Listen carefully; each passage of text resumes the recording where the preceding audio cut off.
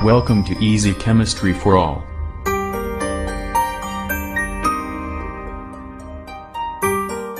अस्सलाम वालेकुम स्टूडेंट्स, आज का हमारा टॉपिक है inert pair effect in the formation of ionic bond and covalent bond in group 4th elements.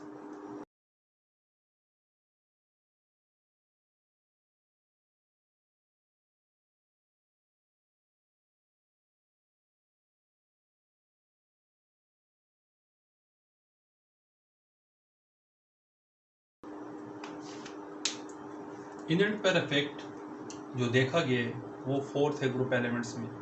4th group elements में आपके आ जाते हैं carbon, silicon, germanium, tin and lead. सबसे पहले हम इनर्ट पेयर इफेक्ट को देखते हैं कि इनर्ट पेयर इफेक्ट या सबसे पहले इनर्ट पेयर क्या है, उसके बाद हम उसका इफेक्ट पढ़ेंगे। इनर्ट पेयर, जिस तरह हम इन सब एलिमेंट्स की इलेक्ट्रॉनिक कॉन्फ़िगरेशन देखें, इन सारे एलिमेंट्स की जो इलेक्ट्रॉनिक कॉन्फ़िगरेशन है वो कुछ इस तरह है। NS2 and NP2। तो यहाँ पर आप देखो तो वैलेंस शेल में दो सब शेल्स हैं, S और P। S में नंबर ऑफ इलेक्ट्रॉन्स भी 2 हैं, P में भी 2 हैं। तो अगर इनकी हम स्ट्रक्चर ड्रा करें S की, हमारे पास ये आ जाएगी NS, यहाँ पर 2 इलेक्ट्रॉन्स आ जाएंगे, और NP में भी 2 इलेक्ट्रॉन्स आ जाएंगे। यह आ जाएगा NPX, NPY, NPZ। तो इसमें 2 इलेक्ट्रॉन्स हैं। यहाँ पर 2 इलेक्ट्रॉन्स अनपेयर्ड है, और S में जो इलेक्ट्रॉन्स आप देख रहे हैं वो पेयर की फॉर्म में। अब इनर्ट पेयर इफेक्ट इसे कहते हैं, जिस तरह हमारे पास लेड है, यहाँ पर इस टॉपिक में हम लेड को स्टडी करेंगे। लेड के केस में आप देखो तो अगर लेड जो है Pb+2 ऑक्सीडेशन स्टेट शो करता है, मतलब इसके जो P में 2 इलेक्ट्रॉन्स हैं वो जब लूज करता है तो उसकी ये फॉर्म आ जाती है। वैसे लेड जो है वो Pb+4 की फॉर्म में भी एग्जिस्ट करता है। इससे पहले मैंने आपको प्रीवियस लेक्चर में बताया था कि टॉप टू बॉटम जो ऑक्सीडेशन स्टेट है, अगर हम देखें तो ज़्यादा स्टेबल जो है ऑक्सीडेशन स्टेट कार्बन की +4 ऑक्सीडेशन स्टेट ज़्यादा स्टेबल है। इस सिलिकॉन में भी +4 ज़्यादा स्टेबल है। इसके बरक्स अगर हम +2 ऑक्सीडेशन स्टेट को देखें तो +2 जो है जर्मेनियम, टिन और लेड के केसेस में, इसमें सबसे स्ट्रॉन्गेस्ट जो ऑक्सीडेशन स्टेट स्टेबल है +2 वो लेड के केस में। मतलब टॉप टू बॉटम जो हम पढ़ चुके हैं प्रीवियस ईयर में कि टॉप टू बॉटम जो ऑक्सीडेशन स्टेट है उसकी जो स्टेबिलिटी है वो कम ऑक्सीडेशन स्टेट की स्टेबिलिटी ज़्यादा से कम की तरफ है। तो मैं आपको बता रहा हूँ यहाँ पर लेड हम पढ़ रहे हैं इनर्ट पेयर, जब इसकी जो Pb+2 ऑक्सीडेशन स्टेट ये ज़्यादा स्टेबल है एज कम्पेयर टू Pb+4, मतलब जब ये 4 बॉन्ड बनाएगा तो फिर दोबारा Pb+2 की फॉर्म में आ जाएगा। ये हम आगे इसकी एग्जांपल देखेंगे, इसके क्लोराइड्स जो 4th ग्रुप एलिमेंट्स की। तो हमारा जो प्रीवियस जो लेक्चर था वो इसी बेस पर था, हमने वहाँ पर उसकी रीज़न नहीं पढ़ी कि ये डिफरेंट ऑक्सीडेशन स्टेट्स जो शो करते हैं वो किस बेस पर शो करते हैं। वो है हमारे पास इनर्ट पेयर इफेक्ट है। तो यहाँ पर जब ये +2 ऑक्सीजन स्टेट शो करेगा, इसका मतलब ये हुआ कि इसके दोनों इलेक्ट्रॉन्स इंगेज हो जाएंगे, मतलब बॉन्डिंग में इन्वॉल्व हो जाएंगे। पीछे एक इलेक्ट्रॉन पेयर रह जाएगा जो बॉन्डिंग में इन्वॉल्व नहीं होगा। चूंकि ये बॉन्डिंग में इन्वॉल्व नहीं होगा इसलिए हम इसे कहते हैं इनर्ट पेयर, और इसकी वजह से जो इफेक्ट शो होता है, अब वो इफेक्ट जो है उसे हम उसकी रीज़न पढ़ेंगे। पहले ये हमारी एक प्रॉब्लम है। प्रॉब्लम ये कि ये +2 ऑक्सीडेशन स्टेट में ज़्यादा स्टेबल क्यों। दूसरी प्रॉब्लम जो है वो मैं आपको बताता हूँ वो आ जाती है कि अगर हम टॉप टू बॉटम आए, आयोनाइजेशन एनर्जी, आयोनाइजेशन पोटेंशियल की बात करते हैं, हम दूसरी चीज़ डिस्कस करें तो आयोनाइजेशन पोटेंशियल आपको पता है टॉप टू बॉटम आए तो जूं जूं साइज इंक्रीज होगा टॉप टू बॉटम, तो उनकी आयोनाइजेशन एनर्जी ऑटोमेटिकली क्या होनी चाहिए, डिक्रीज होनी चाहिए। वो किस तरह, आपके सामने कार्बन है, अगर इसकी एटॉमिक रेडियस, एटॉमिक साइज छोटा है तो सिलिकॉन का उससे थोड़ा बड़ा होगा, जर्मेनियम का उससे बड़ा होगा साइज, टिन का साइज उससे बड़ा होगा और लेड का सबसे बड़ा होगा। तो top to bottom size increase होने की वजह से जो आयोनाइजेशन एनर्जी है वो क्या होनी चाहिए, आयोनाइजेशन एनर्जी मस्ट बी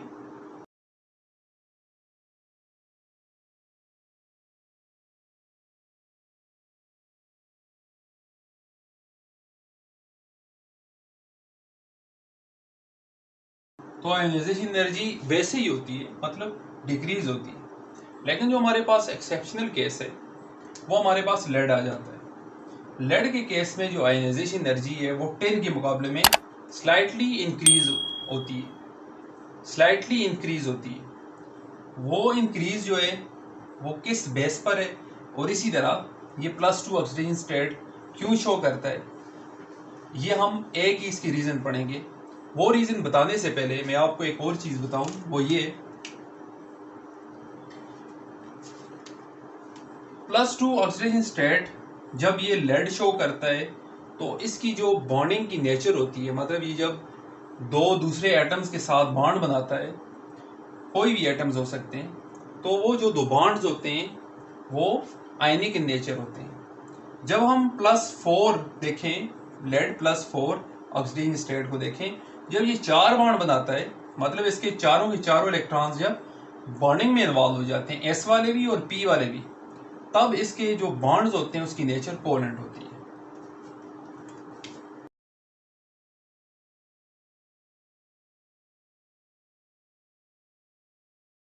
तो जिस तरह मैंने आपको बताया ऊपर, हमारी हेडिंग है टॉपिक की inert pair effect in the formation of ionic bond. मतलब जब ये +2 ऑक्सीजन स्टेट शो करता है +4 की जगह, तो ये ज़्यादा स्टेबल होता है और इसकी जो बॉन्डिंग की नेचर होती है वो आयनिक होती है। अब मैं आपको दोनों की रीज़न ये बताता हूँ। दोनों की रीज़न जो है वो है थ्योरी ऑफ रिलेटिविटी।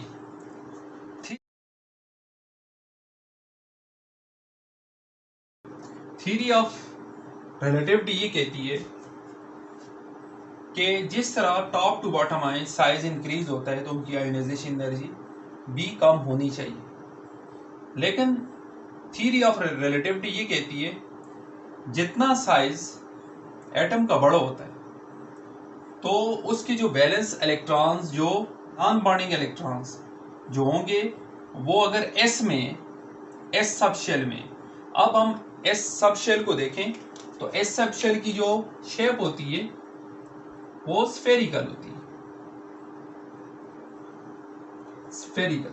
स्फेरिकल होने की वजह से अगर हम न्यूक्लियस को देखें, अगर ये सेंटर में न्यूक्लियस हो तो स्फेरिकल जो शेप होती है वो न्यूक्लियस के ज़्यादा करीब होती है एज कम्पेयर टू P या D जो सब शेल्स हैं उनकी डम्बेल होती है। तो इस वजह से जितना size, according to relativity theory, जितना एटम का साइज बड़ा होगा तो उसके जो नॉन बॉन्डिंग इलेक्ट्रॉन्स हैं, जिस तरह Pb+2 में S शो करता है, तो उसके इलेक्ट्रॉन्स एक्स्ट्रा ऑर्डिनरी न्यूक्लियस के ज़्यादा करीब होंगे। न्यूक्लियस के ज़्यादा करीब होने की वजह से इसे हम कहते हैं relativity contraction. Relativity contraction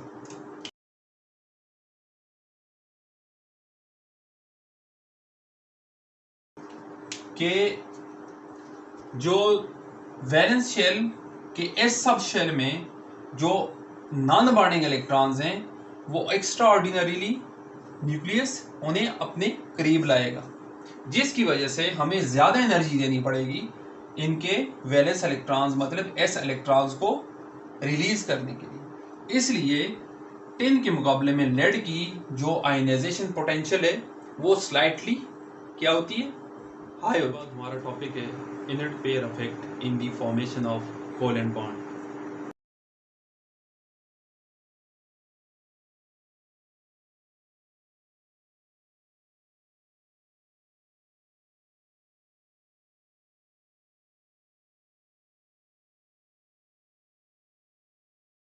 4th group elements हैं उनके नाम सबसे पहले हम लिखते हैं। सबसे ऊपर आ जाते हैं कार्बन, सिलिकॉन, जर्मेनियम,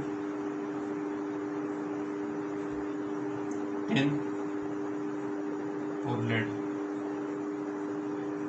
इससे प्रीवियस लेक्चर में हमने लेड को स्टडी किया कि उसमें inert pair effect in the formation of ionic bond किस तरह बनता है। मतलब +4 ऑक्सीडेशन स्टेट से वो फ़ौरन कन्वर्ट हो जाता है +2 ऑक्सीडेशन स्टेट में, जिसमें वो ज़्यादा स्टेबल है, और +2 ऑक्सीडेशन स्टेट में वो आयनिक करैक्टर शो करता है। लेकिन जो टॉप एलिमेंट है जिसे हम कार्बन कहते हैं, कार्बन के केस में इलेक्ट्रॉनिक कन्फिगरेशन सेम उसी तरह होती है, 1 NS 2 NP2। अगर हम इनकी स्ट्रक्चर ड्रा करें तो हमारे पास इसकी स्ट्रक्चर जो ऑर्बिटल्स हैं उनकी स्ट्रक्चर ऐसी है। NS में NS ऑर्बिटल में 2 इलेक्ट्रॉन्स पाए जाते हैं और P में भी 2, लेकिन वो ऑर्बिटल्स हाफ फिल्ड होते हैं, और S का कंप्लीटली फिल्ड होता है, पेयर की फॉर्म में पाए जाते हैं। उसी तरह जिस तरह लेड की इलेक्ट्रॉनिक कन्फिगरेशन थी, लेकिन इसमें थोड़ा सा फ़र्क ये है कि अगर हम यहाँ पर देखें, ये शो करते हैं वैसे +4 ऑक्सीजन स्टेट जिसमें वो ज़्यादा स्टेबल होते हैं, मैंने आपको स्टार्ट में बताया था, और टॉप टू बॉटम आए तो ये +2 ऑक्सीजन स्टेट इसमें ज़्यादा स्टेबल है। अब ये +4 किस तरह शो करते हैं, अगर देखा जाए तो इसके वैलेंस शेल में जो हाफ फिल्ड ऑर्बिटल्स हैं वो 2 हैं। मतलब P में NPX NPY, ये 2 ऑर्बिटल्स हैं, लेकिन NP जो Z है वो एम्प्टी है, खाली है। तो इस वजह से इसे +2 ऑक्सीडेशन स्टेट शो करनी चाहिए 2 बॉन्ड बनाकर, लेकिन जो कार्बन है वो 2 बॉन्ड नहीं बनाता। कार्बन जो है वो 4 बॉन्ड बनाता है, जिसमें वो ज़्यादा स्टेबल होता है और +4 ऑक्सीडेशन स्टेट शो करते हैं। लेड की तरह यहाँ भी इनर्ट पेयर पाया जाता है, लेकिन ये +4 ऑक्सीडेशन स्टेट शो करते हैं, जिसकी वजह से इसके जो बॉन्ड की नेचर है वो भी कोवेलेंट होती है। लेकिन लेड के केस में +2 में आयनिक नेचर होती है। अब ये +4 ऑक्सीडेशन स्टेट किस तरह शो करता है, होता ही है कि जब हम इसे एनर्जी प्रोवाइड करते हैं तो ये इलेक्ट्रॉन क्या करता है, आगे प्रमोट हो जाता है। जब आगे प्रमोट होगा तो यहाँ पर अवेलेबिलिटी जो है 4 हाफ फिल्ड ऑर्बिटल्स की, जिस तरह हमने VBT थ्योरी पढ़ी, valence bond theory. According to valence bond theory VBT ये कहती है, before the formation of bonds valence electrons of an atom undergoes hybridization. Hybridization किसे कहते हैं?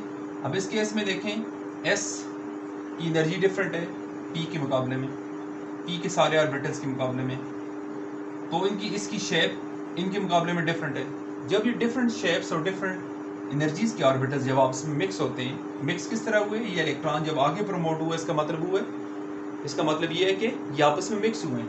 मिक्स होकर इक्वल नंबर ऑफ, मतलब जितने 4 ऑर्बिटल्स आपस में मिक्स हुए हैं तो 4 न्यू ऑर्बिटल्स बनेंगे, जिन्हें हम कहते हैं हाइब्रिडाइज्ड ऑर्बिटल्स। और ये हाइब्रिडाइज्ड ऑर्बिटल्स जो हैं अब ये बॉन्डिंग में इन्वॉल्व होंगे, अब ये बॉन्डिंग करेंगे। इस वजह से जो कार्बन है वो +4 ऑक्सीडेशन स्टेट शो करता है, और इसके जो बॉन्ड की नेचर है वो भी क्या होती है, कोवेलेंट नेचर। इसके बरक्स अगर हम लेड को देखें तो लेड में भी इलेक्ट्रॉनिक कन्फिगरेशन सेम उसी तरह है। किस तरह? लेड के केस में भी जो वैलेंस शेल है उसके 2 सब शेल्स हैं, एक S है NS और दूसरा NPX NPY NPZ। यहाँ पर भी 2 इलेक्ट्रॉन्स पाए जाते हैं लाइक कार्बन। अब फर्क क्या है, यहाँ पर हाइब्रिडाइजेशन क्यों नहीं होती? कार्बन के केस में हाइब्रिडाइजेशन हो रही है, इस केस में इसलिए नहीं होती क्योंकि ये जो S और P जो सब शेल्स हैं, इनका जो एनर्जी डिफरेंस है ये बहुत ज़्यादा है। इसके बरक्स अगर हम इन दोनों को देखें तो इन दोनों केसेस में इनका एनर्जी डिफरेंस बहुत कम है। मतलब जो एनर्जी हम इन्हें प्रोवाइड करते हैं इलेक्ट्रॉन को, आगे प्रमोट करने के लिए, ये आगे प्रमोट हो गया, वो एनर्जी कम होती है किसके मुकाबले में? जब ये 4 बॉन्ड बनाता है, वो जो energy during the formation of bond, हमें पता है कि एनर्जी रिलीज होती है, वो जब एनर्जी बॉन्ड बनाएगा एनर्जी रिलीज होगी, वो एनर्जी बहुत ज़्यादा होती है किसके मुकाबले में? जो इलेक्ट्रॉन की प्रमोशन के लिए हमने यूज़ की, फ्रॉम S टू P। लेकिन इस केस में देखें तो इस केस में जो एनर्जी डिफरेंस है S सब शेल और P सब शेल का, वो बहुत ज़्यादा है, हमें बहुत ज़्यादा एनर्जी देनी पड़ती है। और जब ये बॉन्ड अगर 4 बना भी ले, अगर इलेक्ट्रॉन आगे प्रमोट हो जाता है बहुत ज़्यादा एनर्जी देने के बाद, +4 ऑक्सीडेशन स्टेट ये भी शो अगर करे, तो क्या होता है, वो जब बॉन्ड बनाएगा 4, तो उसमें जो एनर्जी रिलीज करेगा वो एनर्जी क्या होगी? ज़्यादा नहीं होगी, कम होगी किसके मुकाबले में? वो एनर्जी जो हमने इसे प्रोवाइड की इलेक्ट्रॉन को आगे प्रमोट करने के लिए। तो ये था स्टूडेंट्स आज का आपका टॉपिक। इंशाल्लाह नए टॉपिक के साथ नेक्स्ट टाइम फिर दोबारा हाजिर होंगे। अल्लाह हाफ़िज़।